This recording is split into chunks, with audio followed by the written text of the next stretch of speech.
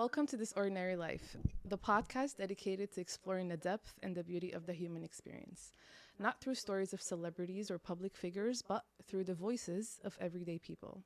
I'm your host, Ymna, and I believe that while we often hear from those in the spotlight, it is our friends, our peers, our neighbors, and even strangers who hold the stories that resonate with us the most. Each episode is a new story, one about struggle, about love, about resilience, or about the relentless pursuit of happiness.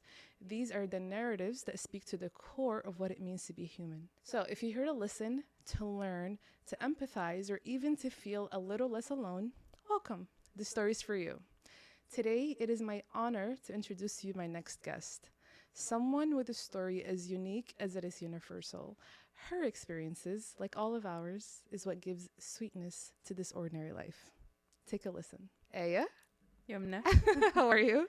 Alhamdulillah. Aya is a product designer, and at just the age of 23, she got married from a long-distance relationship, and today she's here to talk about all the lessons she's learned through marriage, parenthood, divorce, and being a single mom, right? Yeah. Let's talk about your marriage, or how you met your ex-husband. I know you came here for school. You came here for your master's, I think. Yes. So what happened is I went to school, studied hard and went to engineering school, in Cairo, and where my brother used to teach as well. Mm-hmm. And then I finished, and then the normal path is to get a master's degree. My brother was already doing his PhD in Canada, so I worked really hard on my applications, applied for a bunch of places, and got accepted into a master's program in Canada. Mm-hmm. So I traveled there, did my master's, and then during that time, I through some friends, I got introduced to my previous husband, and then we kind of had a time where it's like a long distance relationship, and then we got married, and I moved to the US. How long were you guys talking for? We talked, I think, for 2 years. Wow. Yeah. That's a long time. Yeah. So you guys were engaged for 2 years? We were learning a little bit about each other for a year, and then another year we were engaged, still long distance, until I finished my degree, and then we got married. Yeah. Okay. So all of the 2 years you guys were long distance. Yes. What initially attracted you to him? I think that's the thing, that I was married to the idea of marriage more than I am like looking for the person I'm looking for. So I think that going back, I would have made a little bit of efforts looking into the person and knowing the person, versus like being so excited about like the married life and having a wedding, having a dress, doing the whole shebang, and like feeling special with a wedding day. So I think that was kind of what's in my mind when I was thinking about marriage. Oh, this is a person who's suitable. We go to the same school. We went to the same school, and there's like some sort of like even our families are from the same level. And so it looked on the paper that it will work. But the thing is, you don't know the person, and you don't even know what you want in a person. It's kind of like, I'm excited about the idea of marriage. And that kind of led to not looking into what you want and what the other person looks like, or not looks like, but like his personality, and is it compatible with you or not. It's our culture to be married, but we have no idea what we want, what marriage is. Yeah. Zero. Like, we're so in love. I love that you said that. Like, we're married to the idea of marriage. طب يعني أصلاً يعني what's gonna happen after the wedding day? Day one of marriage, nobody knows. Exactly. So that's an excellent point that you made. So this age, we really are looking for, like, I did my part, I did my schooling. Now I'm like, let's go do it. Let's start the next natural thing to do. Yeah, exactly. Next natural thing for a girl to do. I wanted to move here to the US. I don't think that was it was part of it, right? Like when you were thinking about marriage, like I want a new life in a new country. which of course come with this whole different kind of challenges, because when you're married among your family, it's a completely different story than when you're married and you're in a Alone. in a foreign country where you don't know, you're making new friends, you're building a new life, you don't have like a lot of guidance, and the only person really that you have is the other person, the partner. So suddenly this person becomes your whole life and you become their whole life, like you're very dependent on each other. And you technically don't even know this person yet. He's a stranger, bro. Right? Like, Yeah. especially when it's long 3 years. You don't know a person until you live with them. Thank you. Honestly. Thank like we were talking so much, but like this is عارفة زي ما مصر عندنا يقولك ده كوم كل ده كوم ده كوم. يعني everything before marriage is something, and then even if you were engaged for 5 years, honestly you wouldn't know until you're in the same house together. لازم you need to wake up next to that person, see them first thing in the morning, and then you would understand. You would understand, like, oh, like the realization hits, like, oh my gosh, okay, this is my new life. Did you feel like he's my person because he checks off 1, 2, 3, 4, 5, 6, or you idealized him? Yeah, because there's a role in my head. I want to fill it. Thank you. And no matter whatever it is. Yes. I think that there's truth to that. I think, and it is a trap. Right? Like a lot of girls fall into that trap of like, I want the married life, doesn't matter who, you know. I feel like even people, it's not about the age. I think it's about the culture. Like if you're not married, then you're less. And so it's very bad not to do a lot of digging before getting married. And at this age, it's like the parents and the community who does the digging, because you're like really young.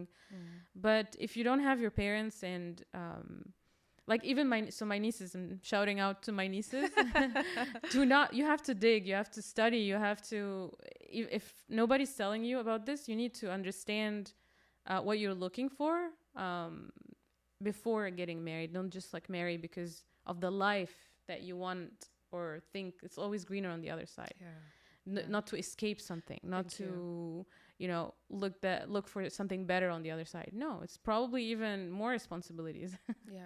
I think that's an excellent point, and I think there's two parts to that. The first part is because I think some parents and some families restrict the girl so much from going out or traveling or doing fun things. Like when you get married, you could do it with your husband. When you get married, you could do it. So then the husband becomes the escape.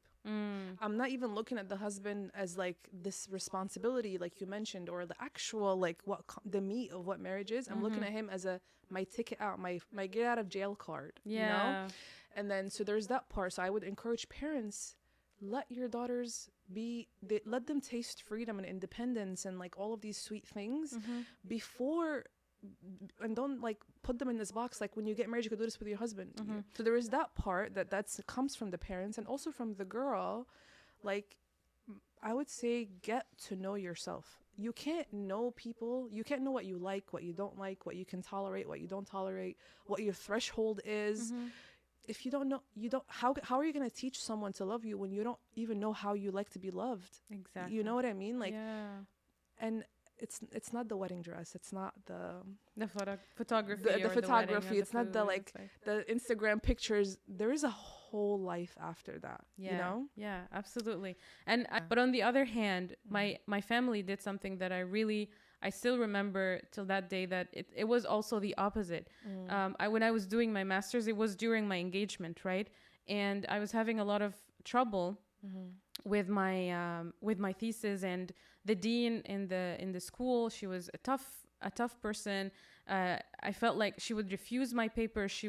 I was having a lot of struggles, and at that point it felt like it's an easy solution to just drop my master's and go get married, because I'm engaged and we're talking every day, and I was like, this is attractive, this is a lot of trouble, and one is easy, one is hard. Exactly. I remember my mom said there's ما فيش جوازة لما تاخدي شهادتك. And honestly, this decision was the best in my life, because eventually I got divorced and I had to lean on my degree, my education. Alhamdulillah, there's like 5 top companies in the Bay Area. I worked in 2 of them, and I think that part of it is because like I am hardworking and I finished my degree, and I was kind of focusing on my career and not like, because I know some girls are like, oh, marriage, like let's like throw everything away and like throw ourselves in the house and the kids, and those girls might end up 50 years old. You don't have a career, you don't have an education, you don't have kids because they left you. You don't even have a husband. He might die, he might, I don't know, leave you. Who are you, right? So I feel like marriage, career, it's super important. If you have a choice, always choose your future for sure. And the marriage will come anyways. Like, yeah, absolutely. And how long were you guys married for? 5-6 years. When you guys got married, was kids on the radar? Yeah, no, kids were not on the radar. Again, that's part of like not thinking it through before marriage, right? I think having this, so this is one of the most important conversations that you should have before marriage, honestly. Okay. Having, this is kind of one of the things that I learned along the way. You need to talk about how many kids you want, how are you going to, raise your kids? Are you going to raise, which school? Like here in the US, do you want them to be in an Islamic school or do you want them to be in a public school? These are very important conversations in the beginning, not because you might end up changing your mind after marriage and having kids, but it's important to be on the same page. It's important to know how the other person thinks about having kids and having a responsibility. So, having this is super important. Obviously, in my case, again, being married very young and not thinking through about like this part of it, that didn't come up, right? And so when we had the child, or when we had my son, it was kind of very sudden. Not very sudden, but nothing prepares you. Unplanned. Yeah, and nothing prepares you for being a parent. Actually, I want to go back a little bit. You mentioned something that I want to go deeper in. You said one of the most important conversations to have is to talk about kids. What are some topics or conversations that need to be had that from your experience you didn't have them and you later found out like those were things I should have discussed? Yeah, definitely. Talking about whether you want kids or not and when to have kids. That's very important. Kids, like family planning. Yeah, family planning. How many kids and how far. I know that, again, at this point in time, you wouldn't have like a very precise idea, but at least be on the same page, have like a rough idea of what you want. Don't they say like failing to plan is planning to fail, right? Absolutely. Yeah. So this is important. That's number one. Number two, how you want to raise kids. So I know I know a friend. She was engaged and she had that conversation with her fiance, and they argued over, she was okay with her if she had a girl to have friends who are boys. He was not okay with that. So they had that conversation and they understood. He obviously wasn't happy with her ideology, and she also wasn't happy. She thought that he was very conservative. And at that point, they thought about it, that this is kind of a very important thing to know at this point. So having how do you want to, like, Islamically, I feel here in the US or the West, understanding what kind of education. Is it Islamic education? This is kind of something that comes up all the time in families. Do we want to put our kids in Islamic school or do we want them in a public school? I want to tell you, this is a discussion I still have till today when I'm co-parenting. Like all these things about sex education, consent and all these things. Then what else is important to talk about? Finances and planning, financial responsibility. Absolutely. How is it being distributed? Have this discussion. So Allah subhanahu wa ta'ala, they gave the man a role and gave the woman a role. Yeah. And you want someone who understands his role. And you, of course, you yourself as a woman, you need to understand your role. So you need to be that person, like the man needs to understand that the financial responsibility is his. But in the same time, you as a woman, you need to have your career goals set. So make sure that the other person is okay with your career goal. So for example, if you are a very ambitious person and you're going through a phase of life, you're doing your PhD or something, and you know that the marriage will be, through that, then kind of plan that ahead. I'm going through my PhD. I'm not going to be working. It's going to be all you. So having these conversations is very important. So I was gonna say the other way around too, which is the man needs to understand that if a woman we were just talking about that, right? Like if don't ask me to contribute, but if I contribute, then understand that this is kind of not, I don't have to do it. So this has to be clear before getting married. I think there's two schools in finances, right? There's like the school of like, I'm an independent woman and I'll contribute with you 50-50. And I'm a man who accepts that, to each their own. And then there is the, no, I would like for you to be the breadwinner and I will contribute in other ways. It doesn't have to be monetarily. So I'm assuming you're from the opinion that the man is a breadwinner and you'll contribute to the home in other ways, just not monetarily. But I want to say something. It's never going to be 50-50. Like, you as a woman, again, understand, this is part of understanding your role. Allah made us the people who carries the child, who cares for the child in his very, very early age. This is like hard labor.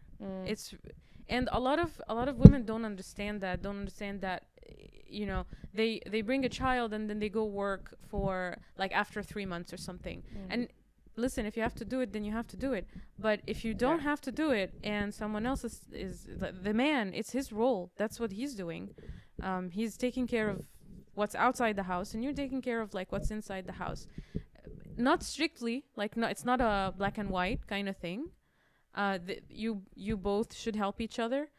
We shouldn't put all of this responsibility on the men, like, oh, the man wants us to work. No, sometimes you need to set the expectation, like, you need to teach the girls or tell someone before you get married, have the expectation that if you're planning to have kids, you will be delayed in your career.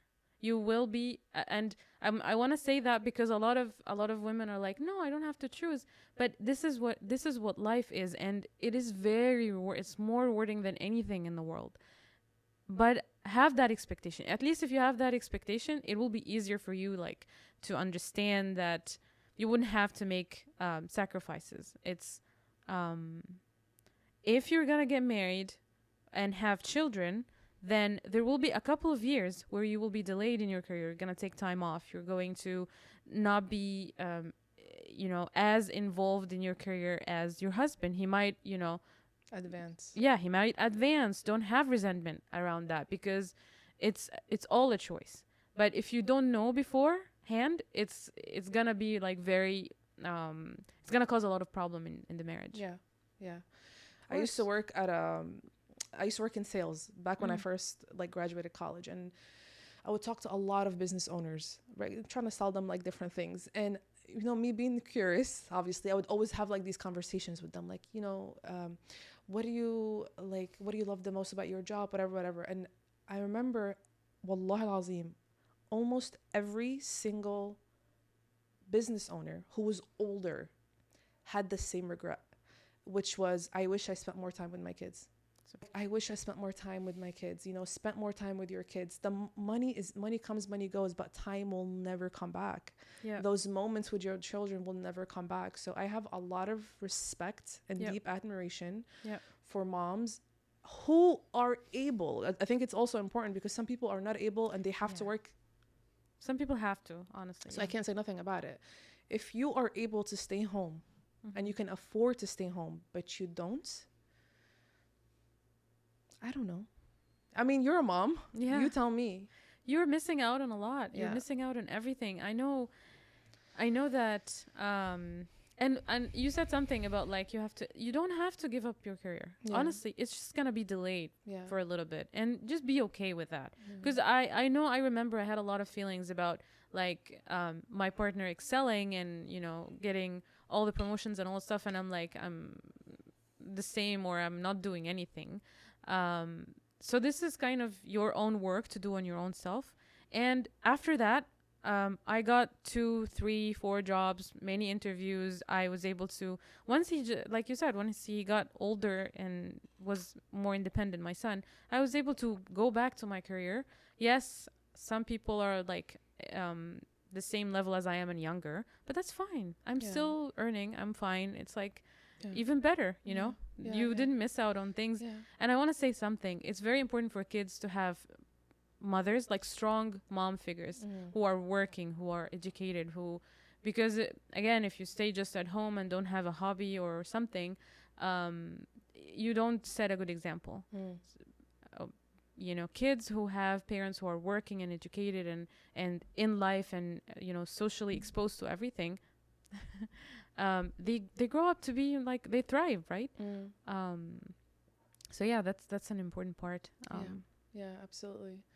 Just be okay with the delay. Yeah, a delay gives the impression that there is a timeline. There is no timeline. Yeah. The timeline is yours. Yeah. That's also like, we were just speaking about this before we started. It's like how some women are not married at the age of 30 and how some women are divorced by the age of 30. Yeah. The timeline is about your life. What was your impression of the first year of marriage? Let's say this.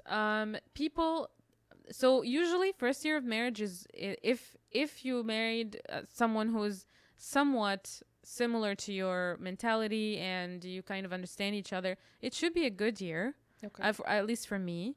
Then I think it has less. The more you have challenges, the more your differences start to come up. So having a child is a huge challenge in a relationship. And once that happened, people start showing their true, how they deal in like stressful situations, how they support each other. If like he's crying all night and I leave because I don't have patience for that. And then you start feeling like, abandoned or something. It kind of creates, so that's one challenge. Another challenge is I have like the man has like a lot of stress at work. He's coming on a promotion, so he has to be at work all the time. And now I'm taking care of the kid all alone completely. Working or not, it's a lot of work. But then I started having resentment, and then kind of like it brings up all kinds of. So essentially, yeah, you're in the first year, you're still in the honeymoon. I don't know. What you think about that, but you're still in the honeymoon situation. There is not a lot of challenges. You're still traveling and doing this and doing that. There's not a lot of real tests, as you might say. That's the opposite of what I heard. I heard the first year of marriage is the hardest because it's like for learning. Some, yeah, you're learning like his habits, he's learning your habits, and it's like it's an actual shock. But that was not your experience. Let's say even if it was hard, what's coming next is harder. That's what I want to say. That's an excellent point. Say that again. Say that again. That's actually whatever the first marriage, the first year of marriage is. What's coming next is harder. So be prepared for that. Kids are coming. Work is coming. Growing up, aging is coming. All these things are coming. So don't measure on the first year, because. I know I've read about like having the crucial years are the 3rd year and the 7th year. That's when a lot of people get divorced. Interesting. In the 3rd year, 3rd, 5th, and 7th. I heard about 5th. I heard if you hit the 5-year mark, that decreases your chances of divorce by a lot. I don't know, and then once you hit the 10-year, yeah.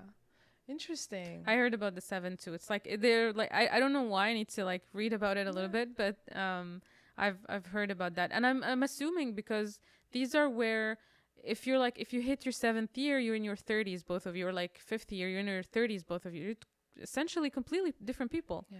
You grew apart or grew together, and it becomes challenging. If you have more kids, more challenging.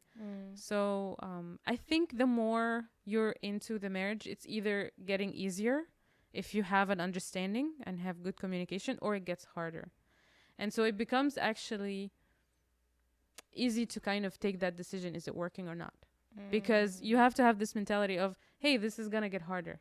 If it's hard now, it's going to get harder. So I'm okay. Am I okay with this? Or, and it's not necessarily that the other person is making it harder. It's just life. Life is making it harder. Kids are growing up, going to school, more homework, more drop-offs, sports, I don't know, more responsibilities. So just think about that. So first year is a good year to kind of measure that. If you're having fun, then, understand that this is not going to last. And if you're not having fun, then you should really rethink what's happening, because it should be fun. Like, you don't have any challenges. That's a really good point to make. Is it hard because of my circumstances that I have like little control of, or is it hard because of the other person is making it? It's like there's no connection, there's no support, there's no back and forth. Really, if there's no challenges and I'm not being supported, then what happens when I start getting challenges or he gets challenges? But you said, are you the oldest? I'm the youngest. Ah, I'm the youngest. I've never seen babies before. okay. I didn't want anything to do with kids. Never really had any first-hand experience. So that's also something that I wish I had knew, that I needed to kind of train if I'm planning to be a mother, I need to kind of physically train myself on like dealing with babies, maybe volunteering in like a daycare. I know it's not like that realistic and it's kind of idealistic, but it helps. It helps a lot. Still doesn't prepare you, but it helps. Who did you lean on for support or for knowledge or for wisdom around that time, other than the internet? That it's really hard, right? Because you're in a foreign country. You can ask your family's on a different timeline. So if you're having a crisis, they can't, like, I can't call my mom and ask her like, hey, he's not sleeping, because it's not the right time for her. And even if it is, like, what is she really gonna do? So a lot of it is just you have to figure it out on your own. Be a lot of patience. I can't emphasize that enough. You have to be patient and ready to learn and be okay with chaos for a long time. And when did you feel like I got this? There's a funny joke that I used to tell my friends, which is they say that the first 30 years of the child's life is hard and then it gets easier. Because look at us, we're 30 and we still depend on our parents. I don't think motherhood you can ever say that, hey, I got a handle on it, because it keeps changing depending on the age. And even if you kind of have more than one child, you don't really say like, hey, I'm a pro mom. I don't think any mom can say that I'm a pro mom, but a lot of moms are doing a lot of great job. And maybe not look for perfection, but look for like, I'm managing, it's happening, it's working, he's fine. And kind of shutting that inner voice of like, oh, he didn't have, enough chicken this day, or he didn't play in the sun enough today. Sometimes you can't do everything, and just being okay with mediocrity for a little bit. Having more tolerance is key. But yeah, I think that's what helps if you're like lacking support. At least you support your own self. Like, be nice to yourself. Yeah. Let's talk about that a little bit. How do you take care of yourself as a mom, while also, how do you not lose yourself as a mom? Yeah. Very, very good question. So here's the thing. As being divorced or separated, some families choose to co-parent, right? So co-parenting means that the child will spend some time with their one parent and some other time with the other parent. So what happens? So you're a mom. This is your whole identity. Like, this is what you know and what you love and what comes easy, natural for you. But what happens when your kid goes to the other parent for extended times or for summer or whatever? Now you're not a mom, and like, you're a mom, of course, but you have like this huge space in your life. So if you didn't have a way to fill it, you're gonna fall into depression. You're gonna fall into like a lot of anxiety, worried, what happens to my kid? I need to call him, I need to talk to him. And then you fall into the trap of like being attached to that child. I feel like even if you're not divorced, you can fall into that trap. Because if your kids are your whole life and your whole calling, and you're not, again, you left your career and never came back, you don't have hobbies, you don't have anything, you're going to be attached. They're a project of your life. You're going to be attached to them and lose yourself. What are you good at? What can you do in your spare time? A woman, we do have this good quality of being lenient and like patient and flexible, and we kind of compromise. But we have to take care of like the trap of not doing that too much. Again, it puts a lot of stressor on the other person, and you grow resentful of your whole life after a while. You would hate like I am doing all this for everyone. I'm very kind. I'm very, flexible.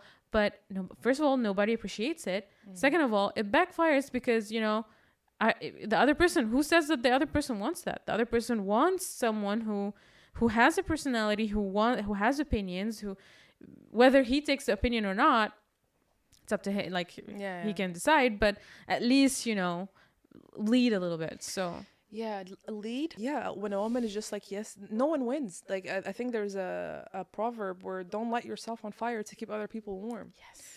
Don't be a like, candle. Yeah. Don't be a candle. Like, just, that's not to say be selfish also. Like, there is a balance. Like, and I think that's why what I was asking you earlier, how can women find that balance in between having a husband, having a family, but still having yourself? Yeah. That's a very important question. I think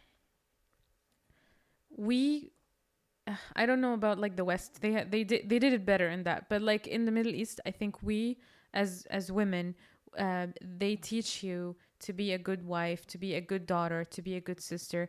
اسمعي كلام ماما, اسمعي كلام أخوكي, اسمعي كلام this, اسمعي كلام that. So you grow up and you understand that this is the love language. If I don't do what others wants me to do, then I don't like they would think that I don't love them, or that I'm a bad person, I'll lose them or something. So this is kind of a way to get out of this, which is have this mentality that nobody cares.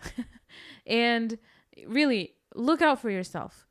Think about what is good for you first and what is suitable for you first, and sacrificing, nobody will. And you talked a little bit about children. I hear so many stories about single moms who don't get married because they want to stay with their kids and they want to raise their kids and they want to do this and that.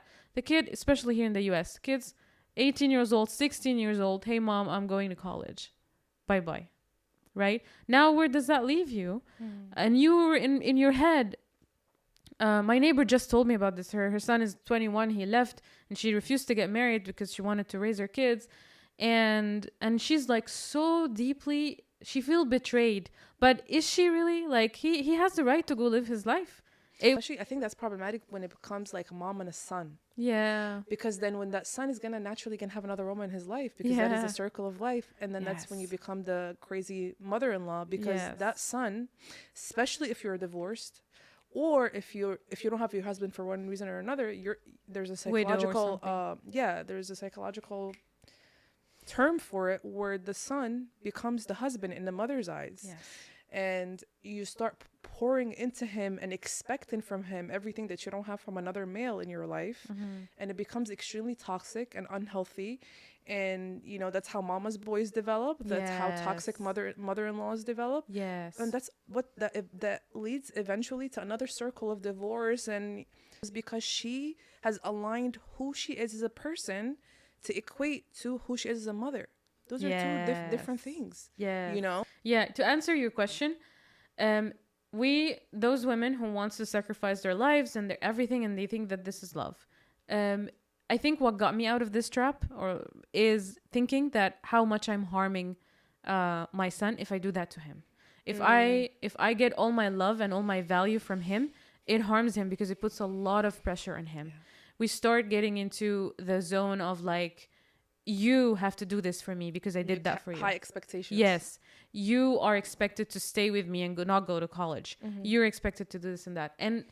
And is that really good for him? So if you're a mom and you really love your kids and you think that, sacrificing your happiness for them is good, it's actually bad for them. First of all, they're not gonna, either there's two ways that this is gonna happen or gonna take place. Either they're gonna become mommy's boy and like be very attached, and in that case your kid is not as great as you want them to be. You want them to be a leader in their lives. At some point you will get the awareness that, oh my god, what did I do to my son? He's nobody now. Like he doesn't have a character. Like he's mama's boys don't remain in marriages. They usually fail, right? So whose fault? it's gonna be sad. Or the other way around, which is the kid is going completely rebel and leave you the moment he can because he feels suffocated, and now you lost him. You lost him both ways. So the way to get out of this trap is to understand that you need to put yourself first, because if you don't, that doesn't do good to them. You're actually harming your kids. So I think that's a good way of looking at it, because you love your kids so much. Self-love becomes love for them, right? So that's one way of looking at it for sure. Yeah, no, absolutely. And I want to say something. Sure. It is not easy, because if it was easy, Allah subhanahu wa ta'ala wouldn't have tested Sayyidina Ibrahim and his son, wouldn't have tested Sayyidina Yaqub and his son. Loving your kids and loving them so much and getting attached to them is a very famous ibtila. And it's not hard. It's not easy, to get out of it. So you need to work on yourself and, again, be aware of it. It's happening. Like, stop. I never thought about that. Wow. Yeah. I think there's also Sayyidina Yusuf and Sayyidina Yaqub, Sayyidina Ibrahim, and Sayyidina Nuh, right? Yep. It's not easy, right? So you need to work on it. And Allah told you, like, Allah puts these stories in the Quran for a reason. I just got goosebumps, actually. That's profound. I never thought about it that way. It's hard, yeah. They say that if you love something, you have to let it go. So you need to let go of your kids a little bit and live your life and think about this is not doing bad for you or them. You're actually doing good. Now let's fast forward a little bit to divorce. What can you tell us about what that felt like, with the first thoughts of, this is not the place for me? What is that battle like inside of you? Yeah. Listen, divorce, like I was telling you, divorce is super hard. I read somewhere that it is like the hardest pain after death. It's a lot of loss, a lot of grief, because you're losing a life that you built, and one day you're like that and the other you're not like that. So it's very, very difficult emotionally. And it has a very bad rep, right? It's not haram, it's a halal, and it used to happen all the time. Only in our modern time that a woman has one partner for life, or a man has one partner for life. But Ayyam Rasul Sallallahu Alaihi Wasallam, a woman would marry 3 or 4 or 5 men. Like, she would get divorced. Yeah. Sayyidah Khadija, she was almost 100% of Prophet Muhammad's wives were divorced or widowed. He never married someone who wasn't married before. Aisha. Only Sayyidah Aisha. That's the only exception. So that kind of tells you something, that it's halal, it's there, separation is there. You're not supposed to be like, I'm not promoting for it. It's obviously, I said it's like death, right? It's very hard. Yep. That some people think that, hey, like, it's really haram, or like very almost haram to get divorced. But don't you think it's haram also to stay in a marriage if you're being really harmed?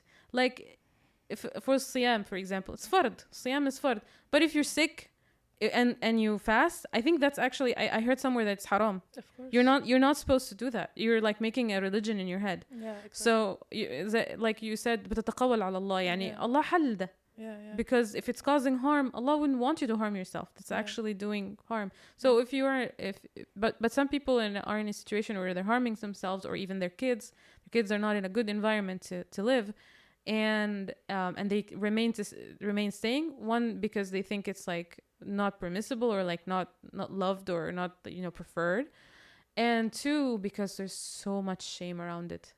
There's so much shame around it in the Middle East. So like, oh my God, you're inti mutallaqa? Oh my God. And there's like... Yes. Yeah. Mm-hmm. Yeah. I also don't think that... I think the parents were more involved in marriages like in the past 50 years. There were more parents involved, so the choices were not as chaotic as now. Right now, people are getting married, parents are not involved, and so you find yourself with someone who's like, there's nothing in common between you guys, because you don't have any experience, no awareness, you didn't do all the discussions and the conversations that you should have done, and so you end up getting a divorce, or being in a situation where you'd rather be hurt or whatever than getting divorced. So parents' involvement, and I think also people where the threshold of horrible things in marriage was not as bad as today. I feel like today What do you people mean? are like, I mean that, you know, العرف, ال culture, people were like, the man was still a man like 50 years ago. He would, oh, I would never hit, like, or I would never let her pay for everything. You know, that was kind of like a big shame for men to make women pay. I'm the man, I paid. I feel like now these lines are blurring. Like, what is a man? Like, what is a woman? So I think that definitely contributes to it. But yeah, I think you were asking about divorce. It's obviously very, very difficult, but also at the same time, it's halal. And if you find yourself in a situation where, you know, it's hard. I'm saying this because it took me a while to take that decision or like go through with that. Because What were some? Okay, so walk me through that process. What were your why were you hesitant before? What were some of the things coming in your mind? okay, well, the biggest thing is fear of the unknown, right? Most girls, they were with parents in their home and then they went to their husband's house, so they're with them. They never been alone, or they never lived on their own. They didn't like make money. They don't know how to kind of maneuver this with kids or without kids. So honestly, a lot of people, I'd rather be unhappy than go to the unknown. What's going to happen when I get divorced? How am I going to sustain myself? Again, it's important to keep your, degree and keep your work, because something like that might happen. But for me, again, I was like really scared of the unknown. And it's kind of like it's like kind of staying in a job that you don't like, because you don't want to interview for a different job. Yeah. But the thing is, you really don't have to interview for a different job. You can find, you don't know how Allah is gonna. Yeah. I think Allah promised to take care of you, like you were mentioning. Like, this is rizq, and everybody's rizq is with Allah. You shouldn't worry about it. Yeah. You should worry about being in a situation where you're unhappy, or your kids are unhappy. So there's the fear of the unknown. There is also, again, the shame, right? I don't like the disapproval of parents. You talk to your parents and like, what are you saying? No, don't get divorced. Like, make it work, do this, do that, try this, try that. And you obviously will do all these things, but sometimes it doesn't work. Some parents don't support divorce or separation. And it's kind of like very hard on someone to go against their parents to do something like that, and understand in their head that they'll be completely alone if they take that decision, right? If your parents support you, then great, but I think some people don't have that support, so that also is kind of something to think about. So fearing of the unknown, shame, not being supported by parents, I think those are kind of like the biggest things. It takes a lot of letting go of your expectations, letting go of the life that you drew in your head for yourself. Yes. Because exactly. Nobody gets married thinking they're gonna get divorced. You get married and you have your whole life planned out. We're gonna have this kid, we're gonna live here, and then it doesn't happen, and then you're like, oh, this is not my person. And I think that's why some people stay in bad marriages for a long time, because they have dreamt up this life and they're holding on to that dream. But, what eventually pushed you to make the decision? I'll tell you. Because I've tried too much. I got to a point, I don't think there is a formula for it. But in your heart, you would know that you've tried everything and you've tried multiple times and you've went through. So in my case, I was divorced once, and then I actually, we got back together. So, and the first time was hard, and getting back was hard. Getting back was like I hated it, but I thought I'm going to do it, because if I did it, I will not, I would know in my heart that I've done everything. Yeah. I already tried. So for me, I had like a plan in my head. I'll get back, and then if things doesn't change, if I still feel the same, if nothing improves, then I'm gonna take the decision and it's gonna be over. And it did. When it did, I had more peace in my heart, because, and of course, a lot of, listen, you were talking about getting married and doing stuff. I did a lot of istikhara. I did a lot of tahajjud, and I asked, you can't take decisions like that on your own. You shouldn't, honestly. You should do a lot of istikhara. You should ask Allah. You should make sure that you analyzed and understood and went through all the processes in your head. Don't take that decision when you're not sure. Inshallah, Allah will not leave you. Yes. He will get you to where you need to be. Yeah. That's the different levels of healing, right? Yep. How did that eventually help you with co-parenting? So co-parenting is challenging because a lot of things. First of all, you and that person, you don't get along, and that's why you're not together. So now you're trying to raise this child together, or you're trying to raise the same child. So letting go of the idea that half of the time that child is going to, you will have no control of their inputs, their values, the way they live, the things that you don't approve, they might be like available there on the other house. And that kind of initially, because again, humans, they like control. So initially that kind of, you try to control this a little bit, and try to like set rules and do this and do that, and creates friction. But I think what helps again is to understand that you don't have control over everything. Be okay that that child is going to have an experience that you don't have control over, which, surprise, is going to happen sooner or later when they grow up, right? They're going to go to college. You don't have control over everything. It just happens sooner when you're co-parenting. So that's a challenge, accepting that you don't have control over the values instilled, or like the way the other parent is handling that child. Understanding that your relationship with their parent is different from their relationship with their parent. Absolutely. And respect their love to them. Right? They love them. And their admiration. And their Even admiration. if they admire them for things that you were like, really? Not exactly, right? They're superhero. Yeah. And you need to, like, all moms need to respect that, married and unmarried, right? What would you tell young Aya? 22-year-old Aya. Oh my gosh. I would tell her, you're enough. You're amazing. Slow down, girl. It's gonna happen. Slow down, You don't need to get married in a certain age. You don't need to, have everything figured out. Take your time, learn, get experience. And then things will fall into places when Allah wants. So I would tell her to slow down and, relax. Okay. And is Aya single? Yes, I'm single. Ready to mingle. You guys heard that? She's single and she's ready. What's important for you in your next partner or in your next marriage? Right. اتفقناش على كده يا يمنى. Surprise. You don't have to answer if you don't want to. Yeah, I know. I think it's fair. I think I'm looking for